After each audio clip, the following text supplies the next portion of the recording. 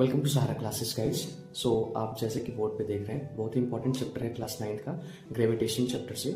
ठीक है, तो एक न्यूमेरिकल भी हमने यहाँ पे बोर्ड पे सॉल्व किया है, इजी न्यूमेरिकल, ताकि आप इस इजी न्यूमेरिकल से ये अंडरस्टैंड कर पाएं कि कैसे दो ऑब्जेक्ट के बीच में एक ग्रेविटेशनल फोर्स होता है जो अट्रैक्ट करता है एक दूसरे से। बहुत ही कम फोर्स होता है, इसलिए दोनों एक दूसरे से अट्रैक्ट नहीं होते हैं। तो क्या होता है ये आप देखें, एक ऑब्जेक्ट है M1 और एक दूसरा ऑब्जेक्ट है M2। इन दोनों ऑब्जेक्ट्स के बीच में क्या होता है, एक डिस्टेंस होता है। इनके जो सेंटर से जो फोर्स लगता है, ठीक है, उसी फोर्स को हम ग्रेविटेशनल फोर्स कहते हैं। ठीक है, तो यहाँ पे दिया हुआ है पहला आपका two object masses 20 kg and 10 kg separated by 2 metre. ठीक है, आप देख रहे होंगे M1 से डिनोट की गई है फर्स्ट ऑब्जेक्ट को, M2 से सेकंड ऑब्जेक्ट को, और दोनों के सेंटर से हमने एक लाइन ड्रॉ की है जो डिस्टेंस को दर्शाता है r²। ठीक है, तो आपको पता है कांस्टेंट वैल्यू ग्रेविटेशन का, ठीक है, जो कि 6.67 इंटू 10⁻⁻11 न्यूटन मीटर स्क्वायर पर केजी स्क्वायर होता है। ठीक है, तो बेसिक है, आप M1 और M2 की वैल्यू आप फॉर्मूले के अंदर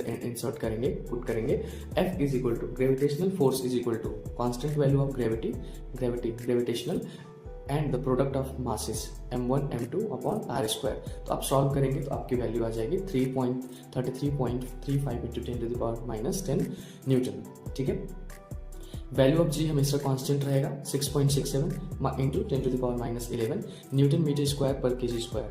F क्या होता है, डायरेक्टली प्रोपोर्शनल होता है किसके, दोनों ऑब्जेक्ट्स के जो मास होते हैं M1 M2 के प्रोपोर्शनल होता है। ठीक है, F इनवर्सली प्रोपोर्शनल होता है r² का, जो दोनों ऑब्जेक्ट के बीच में जो डिस्टेंस रहता है सेंटर ऑफ ऑब्जेक्ट का, इसका इनवर्सली प्रोपोर्शनल होता है F ग्रेविटेशनल फोर्स।